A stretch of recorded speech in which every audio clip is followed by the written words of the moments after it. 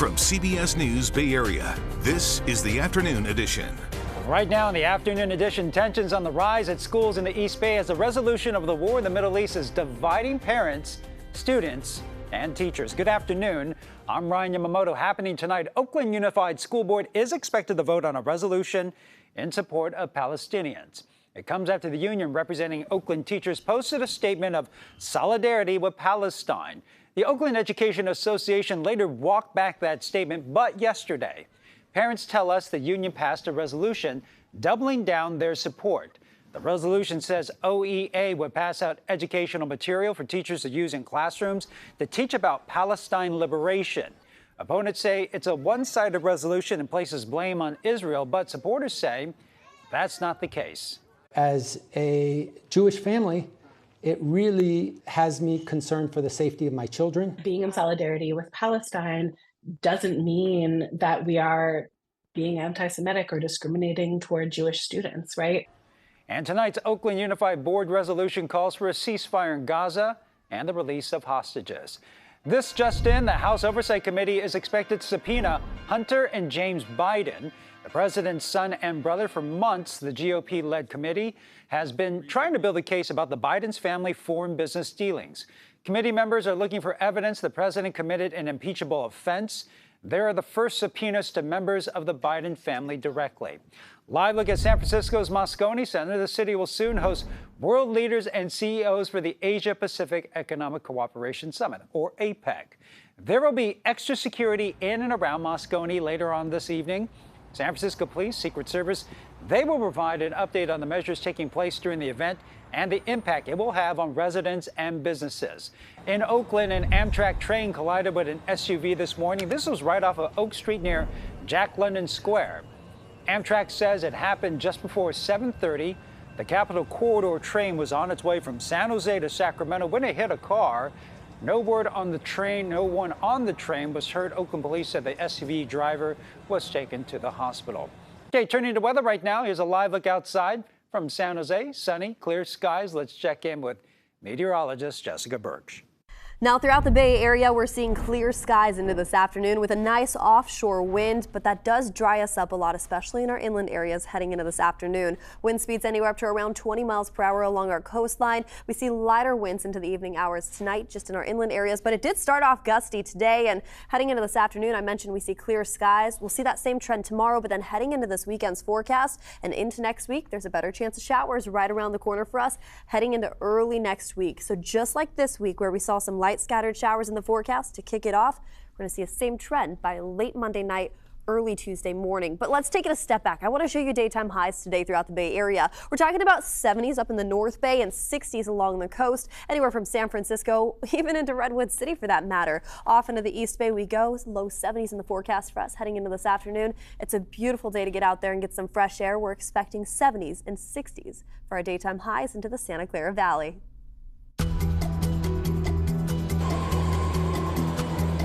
Do you ride BART? 500,000 people a day used to, but the pandemic and crime scared most away. Now BART is on the brink. All this week we expose what's wrong and what will it take for BART to survive. So I think it is good planning, bad execution. Well, we're digging into the issues facing BART this week like this one. The Valley Transit Authority is shelling out $76 million for a tunnel boring machine. It will dig the last 5 miles of a BART tunnel from North San Jose through downtown to Santa Clara. It's a very expensive tool for the Silicon Valley extension of BART, but the declining ridership and lost revenue have many wondering, is it even worth it? Devin Feely takes a closer look. I do like the convenience factor of the train.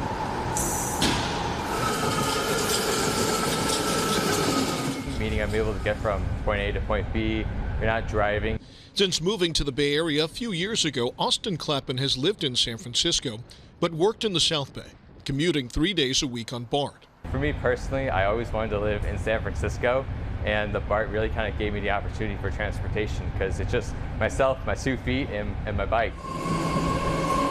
Riding BART, he says, saves him time, steers him well clear of the headache of traffic, and spares him the expense of owning a car at all.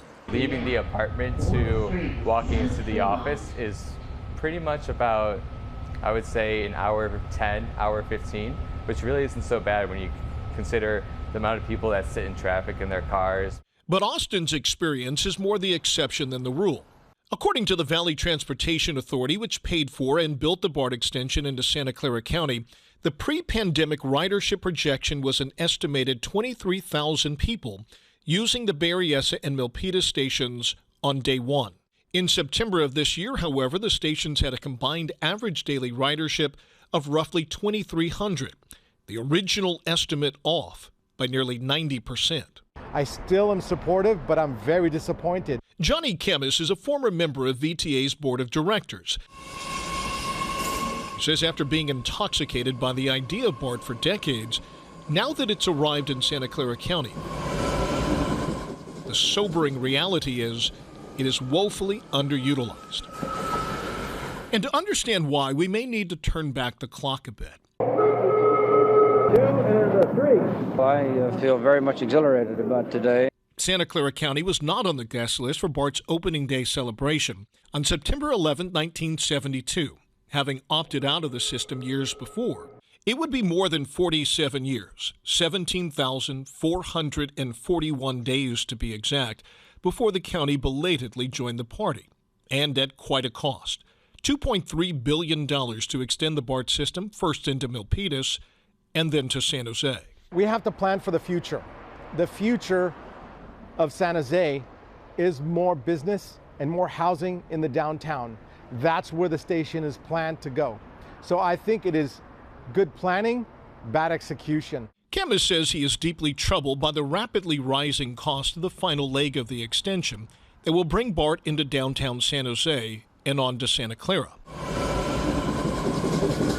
The project was supposed to cost $4.7 billion and be completed in 2026. But the price ballooned.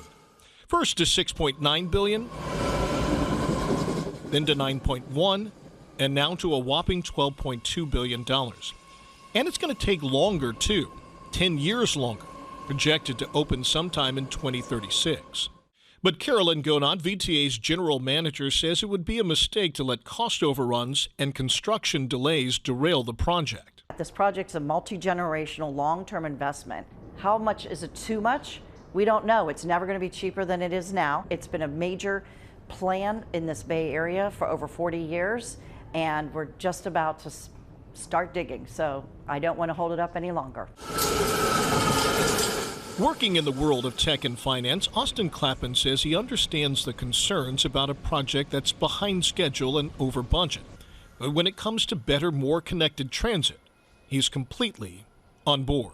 I used to grow up in Chicago, and I find the public transportation system in the Bay Area to be light years ahead of Chicago, and in terms of the safety measures and accessibility. The Valley Transportation Authority hoping that a project much delayed does not ultimately become a project derailed. Not only is VTA on the hook for the construction costs of that extension, they also had to pay to operate it. That's estimated to cost about $75 million a year. And many people take BART to get to SFO. Riders dropped off right at the airport's international terminal. Adele McCrae lives in Palo Alto, tells us she's aware about the safety concerns on trains, but still uses BART when she can.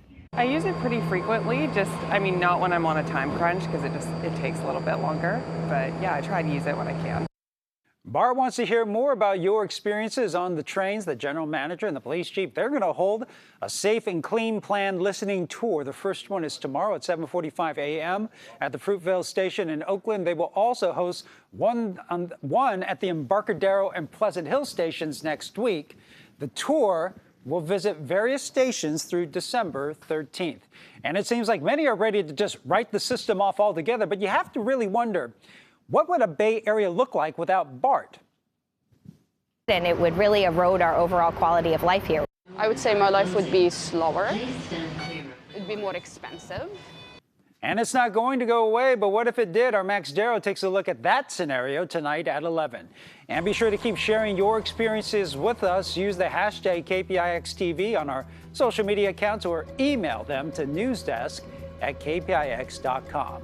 Well, stay with us through the week for more of our series, BART on the Brink. You can find all of our stories on a special section on our website.